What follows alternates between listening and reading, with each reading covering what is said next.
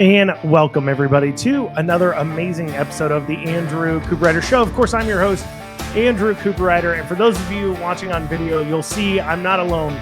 But those of you listening in the audio-only format, I am joined today by Thomas T.J. Jefferson. Thomas Jefferson is running for House District 45. House District 45 against Killian Timoney. He's the current Republican incumbent there. So thank you all for joining us. Like I said, as always, please like, comment, share, subscribe. If you're listening to this on Facebook or wherever, you can always listen to the audio-only version. It's available on any major podcasting platform, iHeart, Apple, Spotify, all those places. Great places. Please listen. If you like the show, leave a 5-star review. And if you don't like the show, don't review it because nobody cares about your opinion. Okay, so with that being stated, thank you. There's somebody here to laugh at my jokes. So with that being stated, let's dig into it now. Now, Thomas, I want to deal with the elephant in the room.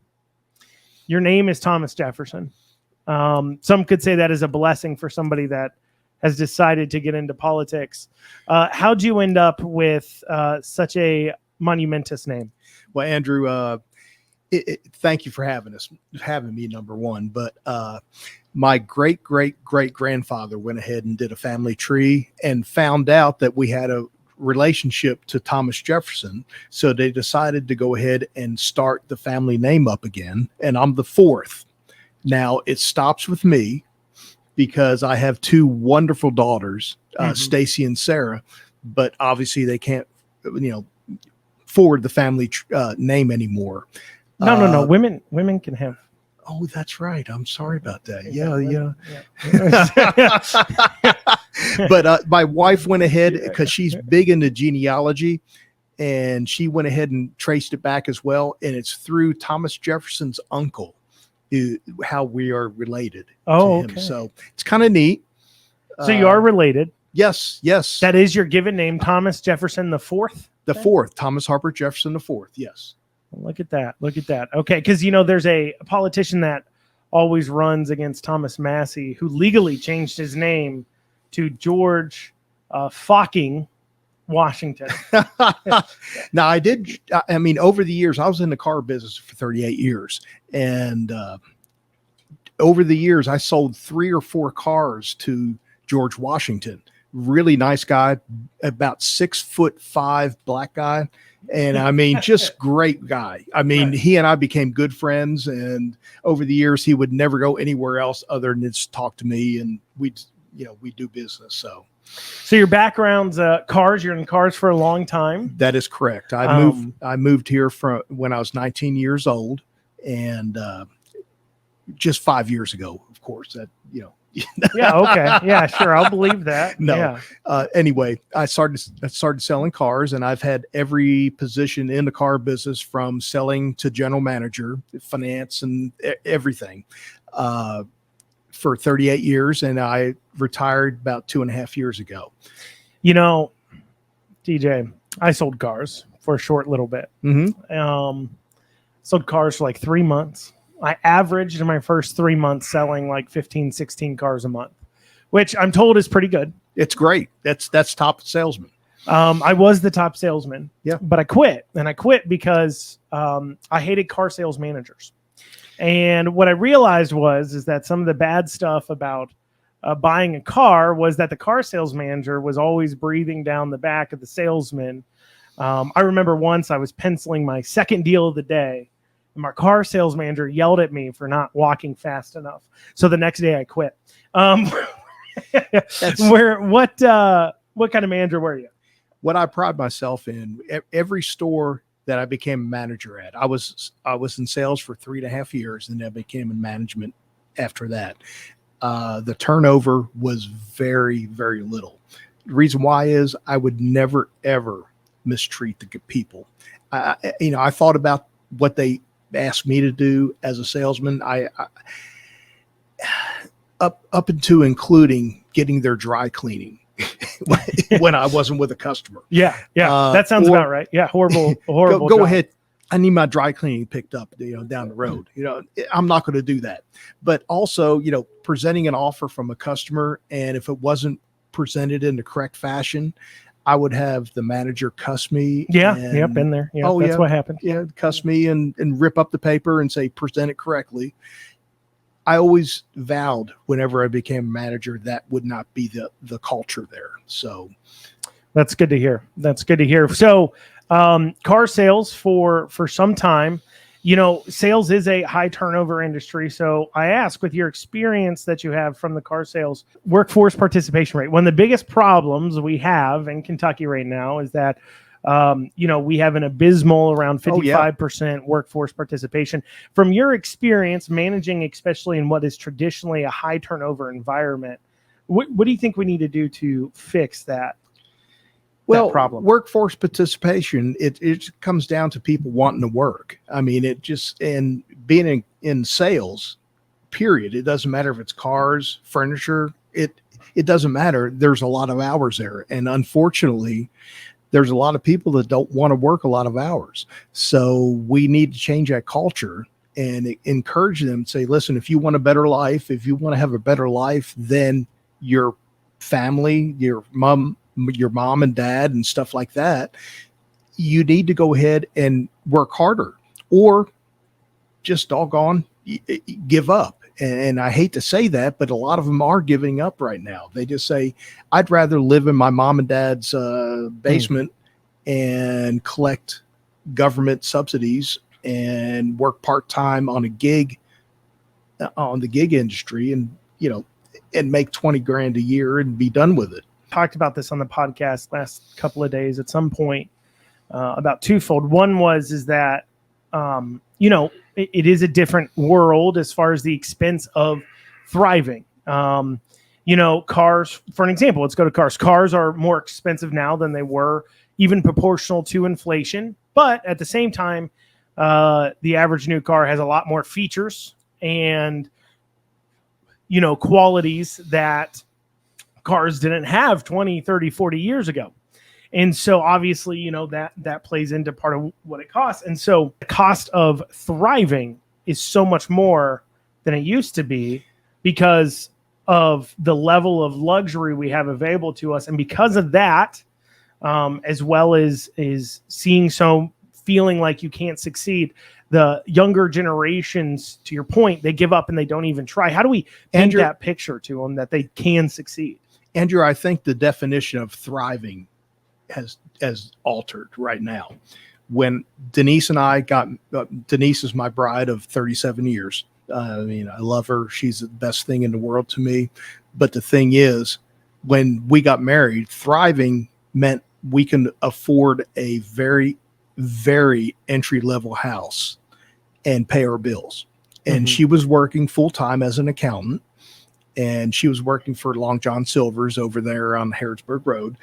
And I was a salesman, and then became sales manager at Conrad Chevrolet over on Richmond Road. And we could barely cover our expenses right there. But you know what? We felt like we were doing well. Now, kids living in the basement of their family think that, you know what? I can just live here. I don't have any expenses. I can make 20 grand a year and stuff like that and have everything I want. I can play video games. And again, I'm sorry if I'm getting off the rails there. No. I think it's important. I mean, we're talking about workforce participation. I believe the last numbers I saw is that 20% of what they call prime age workforce participation, which is that I believe they call it 22 to like 44. Over 20% in Kentucky are not working. So 20% of the population that is has no excuse not to work really is not working. And I think you hit upon something important there, where as you're saying that, I was thinking about and how this generation has access to seeing all these peers and how they live. And to your point, I think the definition, and I think I mentioned this week once again in the podcast, but the definition of success has changed. It has changed. Absolutely. I agree 100%. $3 million house, driving the newest upon newest car. You know, there's no honor in just being able to pay your bills. Right. You know? I mean, over the years, I saw in the car business, I've looked at, I was in finance for 20 years. And I would see people that were making, jointly $300,000-$400,000 a year in income, and they were 2 paychecks away from being bankrupt. They had a great house. I'm sure that half their house weren't even furnished by any means. I mean, because the thing is, they couldn't afford anything. Their car payments were $2,000 and it was terrible. I mean, I would sit there and say, why are you trying to trade? And the reason why they're trying to trade is because they wanted to keep up with the Joneses. And that's all it was. And I hate to see that. I really do. You ever seen that movie? 859 Print has local service and low prices. I personally have done tons of business with them. And I can tell you, whether it is getting things printed off, sending direct mail, making business cards, buying TV ad time, digital marketing, they can do it all. And as a special for listeners of this show, they're offering 10% off any and all print services using code RIDER2024. That is code RIDER 2024 for 10% off. Check out 859 Print. You'll be glad you did. Lexington Overstock Warehouse is Central Kentucky's best source for stylish new home furnishings. Don't pay retail. With our low overhead operating structure and big name brands, we offer the absolute best values on new furniture for every room. Shop online anytime at LexingtonOverstockWarehouse.com or visit our weekends only showroom located at 156 West Tiverton Way. Right now, for listeners of this show, we're offering a special discount for our online customers. Use coupon code FREEDOM for an additional 10% off your online order today. Lexington Overstock Warehouse, low overhead equals really low prices. With Keeping Up with the Joneses, with the fake family. Do you know what I'm talking about? I think I do. Where it's a movie about of course it's a movie. I said it was a movie. It's called, I think it's either called The Joneses or Keeping Up with the Joneses. And it's a family, a husband, wife, son, daughter, teenage high schoolers, but they're not really a family. They're right. a group of 4 people who are paid to go into a community, become influential, and then everybody wants the greatest, best stuff that they have. Right. And so companies use them. Yeah. And companies use them to kind of sell their product. And it's a great, I think, movie to comment on that consumerism. So wrapping it around. So why you want to be in the legislature? Why are you running for state house? Well, I mean, you're retired, right? I am retired. You could go on your way and, continue on down your path and live your life. Why would you want to worry about what's going on in politics? Andrew, I've asked that question a bunch of times, and it comes down to my daughters always said that I was that guy that yelled at the TV. You know what? About what's happening, and I didn't have time to make an effect for it. I do have time for it to make an effect. Now, fortunately, our state has the supermajority for the state and Senate for the Republican Party, but the 45th district does not have a conservative that has that voice. And I want to be that voice. I really do. Now, you hit upon something important there where you're talking about having the time because you are retired, and not that this is a knock on anybody who is working and also in the legislature. Not at all. Though I do find that an interesting comment when we do look at your opponent, Timoney, who is a full-time employee while also a part-time legislator, but more importantly, he's a full-time employee at Fayette County Public Schools. And, there's a saying that I believe it's biblical that a man can't have 2 masters. And when you're being paid by a taxpayer-funded entity, Fayette County Public Schools, that's always going to our state legislature asking for more money, while you're also supposed to represent the people's interests in the state legislature, and considering over half of our general fund is budgeted towards K through 12 education, that certainly seems like it could be quite a conflict. Has that conflict played out into how he's voted on things? I think so. I mean, number one, I'm for school choice. And definitely he is not, because he's employed by the Fayette County's public school system. He went ahead and voted against protecting girls sports, allowed boys to go ahead and participate in girls sports. And the thing is, did he have any words to say about why he defended that, or? I didn't see any words about it. I just think he followed what he was supposed to follow so he can get the tax dollar, the PAC money to go ahead and be reelected again. I might be wrong on that but the thing is, why would you think that it's fair that a girl has to compete against a boy? So to illustrate your point, this is, I believe, Zion Williamson, and he's playing against some female basketball player, Olivia something or other. I can't remember the name. This is a dunk contest, okay?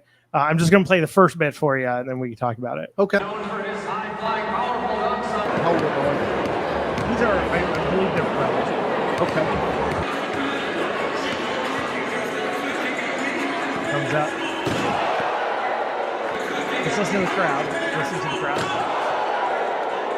Okay. Well, here she comes. Everyone's got their phones out. Does it come up and dunk? Just a little dunk. And look at that crowd going crazy. I applaud that she can do it. Oh yeah, I mean, there's nothing about it. I mean, as we were talking about before, my son plays golf, right? And he's 11 years old. Even at his age, they separate the men and women, right, girls and boys out from playing against each other. Even at his age, now you'd think a bunch of 11-year-old boys and girls playing golf, there shouldn't be that big of a difference, but even at that age, there's a good 20, 30-yard difference, right, in how far they can drive the ball off the tee, how far they can hit their farthest iron. I mean, and that's 11-year-olds. And so I don't think there's any question that there's a physicality difference here, and that we specifically want women to compete with other women. But I don't understand. So you're running against this guy whose opinion is that that doesn't exist, or does he just hate women's sports? I have no idea what his opinion is. I just know how he voted. And well, his votes tell you his opinion, right? Yeah, well, you would think so. I think men are superior in almost all sports. It comes down to, if you have a men's team, it doesn't matter what sport it is. It doesn't matter if it's soccer, football, baseball, basketball, hockey. It doesn't matter. Even field hockey. You would have a male, the men's team, go ahead and beat the women's team. And I hate to say that. I mean, but it comes down to, that's just what it is. Genetics are genetics. And so if your opponent voted against protecting women's sports, mm-hmm, how do you vote when it came down to bills like Senate Bill 150, transgender bills about transitioning children at a young age? How do you vote on that? He voted against it, and I have no idea why. He even voted against Senate Bill 150. He voted against 150 and voted against the override veto. So he voted against it twice. So it's not like he made a mistake the first time that he voted, but he went ahead and voted the second time to override the veto to protect people under 18 years of age and under from gender altering surgeries, as well as puberty blockers. He voted against that. He voted against that. He thinks it's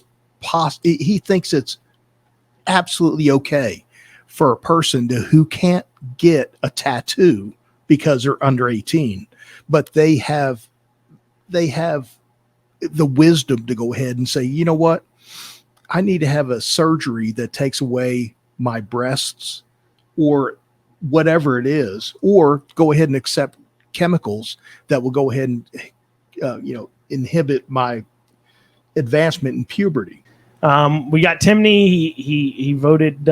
He wanted the girls there to compete against boys. Right. Wanted little girls and little boys to be able to permanently disfigure themselves and destroy their futures by taking these drugs here. Right. And the thing is, what has been the most? Okay, let's change things here. Okay. Yeah, sure. So we know he's socially very liberal. He is. What has Timoney done that is conservative? I don't know of anything. Listen up, my fellow business owners. You need to get your cybersecurity and IT support under control. Reach out to the folks at Amston today. Call 859-300-0087 or visit amston.com. It is no secret that cyber attacks have become a constant threat, and you need to make sure that your organization is protected. Amston has over 30 years of experience working with businesses and governments alike. Call 859-300-0087 or visit AmstonAMPSTUN.com today. Let me tell you guys about an event that I'm actually emceeing on September 16th. It's the Constitutional Kentucky's 4th Annual Liberty Dinner. Let me tell you, this is a great time with amazing food. You're going to hear some great speakers like Lee Watts from Patriot Point, Second Amendment advocate Lucretia Hughes Cluckin, and of course, yours truly. Do all this while enjoying an evening surrounded by liberty-loving individuals like yourself. Get your tickets now at constitutionalkentucky.com. Once again, that is constitutionalkentucky.com. Purchase those tickets before supplies run out. Now, he did pass, he did outlaw, was it those skilled games? Yeah, he sponsored the bill on the gray machines. I guess he really likes government monopolies because we know he's not against gambling because he voted for sports betting, right? Well, the thing is, he did vote for sports betting, right? Yes, he did. He voted for sports betting, but sponsored the bill to get rid of the gray machines. Is he? What did it cost the horse parks to buy him? How much was it? I have no idea how much it costs, but you're going to find out. Yeah, I'm going to find out when they're dumping it in this election right here. If they're going to dump a bunch of money, because the thing is, I'm against monopolies. Here's the thing, whether you're for or against these gray machines, and gray machines are basically slot machines that are in your local bars, your local convenience stores, but also in the horse, like, Red Mile and stuff like that. They've got slot machines too. Why would you have a monopoly for just the horse industry and cut out the mom and pop industries if you're going to allow legalized gambling? I mean, am I for legalized gambling? No, not really. But the thing is, if it's going to be available in some places, make it available in all places so the little mom and pop shops could go ahead and pay the rent and make a small profit off of it. No, I mean, that makes... Am I wrong in saying that? No. I mean, it makes a lot of sense. And I mean, and that's a lot of ways how I feel too. I personally don't like gambling. I certainly don't like when I hear people talk about gambling and they say things like, oh, think of all the tax revenues it'll generate. That makes my skin crawl. There's no greater way to get me to be against something than to tell me it's going to generate a lot of tax revenue. That's exactly right. But putting that to the side, what I dislike more, though, and I've said this regularly, is this government monopoly, how a few places, I mean, they just handed out the sports betting licenses, the licenses, the system, the bill that Timoney voted for, that put forward, that Timoney, he was championed. That championed this bill. Out of the 7 places you can go and place a retail bet, Churchill Downs owns 4, and Red Mile and Keeneland, which have come together and joined kind of a conglomerate, own the other 2. And then one company owns one other one. So out of the 7, 4 of them, over half, are owned by one horse park. I mean, I get it. You all wanted to place your bets on basketball and baseball and all those things. And I'm not here to tear anybody down about it. But I mean, I feel like it's one of the most corrupt systems we have, where these few people get a monopoly on it. And everybody's out here celebrating it because they get to put a few bucks down on a basketball game, not thinking about how the state of Kentucky has sold its soul in this process.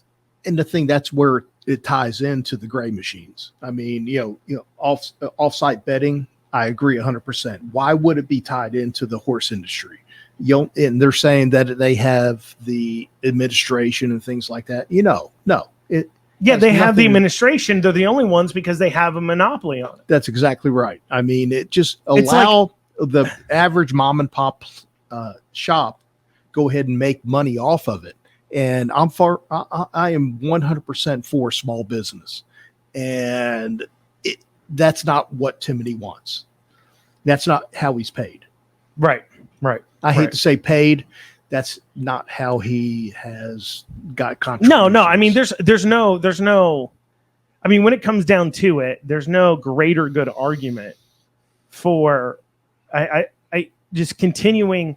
You could say, if your argument is look, we only had this sports betting bill in front of us. It's, I'm okay with sports betting. I think it's ridiculous. People are held up by it, but okay, that's fine. But how can you justify, how can you square this circle when you are against gray machines, but for sports betting? What is your principle here? Because sports betting, you want to talk about gambling. I mean, they want to talk about, well, it's off-track gambling. It's destroying communities, blah, blah, blah, blah, blah. Right. How can you say that? Well, sports betting, you now are allowed to do through an app on your phone. What's more convenient? Going to the gas station or going onto your phone and placing a bet? Well, I mean, it's that clearly wasn't it. And then they sit here. And now you got me going. No. They sit here and then they say, well, we don't want to reward these gray machines for doing something, quote unquote, illegal.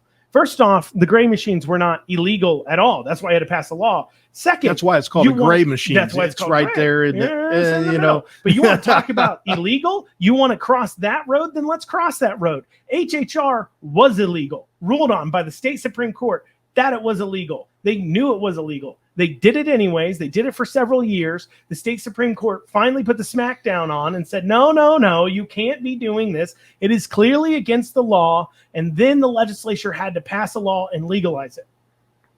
The same thing they were saying the gray machines were doing was literally how the horse industry got HHR in the first place. It follow the dollars. That's all it comes down to. I mean, who's going to fund what candidate and what politician to go ahead and pass these rules? It's hypocritical. It really is. It really is. And that's, I think, what drives people crazy. So let's wrap up with this question here. Okay. So one, how can people support? Well, it's going to be a two-parter. Okay. Sure. How can people support you? Well, pray for me. Number one. There you go. Prayer is number one thing that we can do. Number two, you can go ahead to my website. It's TJ4KY. It doesn't matter if it's the number 4 or spelling out 4KY.com and donating because I need, I hate to say this, but politics comes down to money. It really does. I hate to say that. I'll say it for you. You ready? Yeah. You ready? There are forces out there that are willing to spend thousands upon millions of dollars to subjugate you and to destroy your life. Are you not willing to give 10 or 20 bucks in order to break free from that, in order to buy your freedom back? I mean, I went ahead and I supported Andrew in his last 2 campaigns, and I saw what the establishment tried to do to him. And we worked our butts off. And no matter what, money matters. It just comes down to money matters. You can go ahead and work everything you can with volunteers and things like that. But that's the last thing. I'm sorry. Volunteering to go ahead and knock on doors. And then a follow-up here. Okay. So people living in the 45th can vote for you. People outside can obviously donate to you and everything else. Now, common thing I was told when I was running for state senate and I'd ask people for money was, well, I don't live in your district or I'd donate to you. Why should it matter to people who don't live in the 45th district what the outcome of this race is? It makes Kentucky better. It just comes down to, do you want a conservative overall value for Kentucky? And do you want results that are conservative? And if you want parental rights, do you want to go ahead and have your kids taken care of? just vote for me. That's what it comes down to. I mean, And donate oh, absolutely. and volunteer. I'd love that. Well, TJ, Thomas Jefferson, thank you for joining us. That's TJ4KY.com, TJ4KY.com. And make sure you guys donate, help the guy out, right? Put your money where your mouth is. Thank you all so much for joining us today on the Andrew Cooperrider Show. We'll see you next time at 1 o'clock. Have a great rest of your day.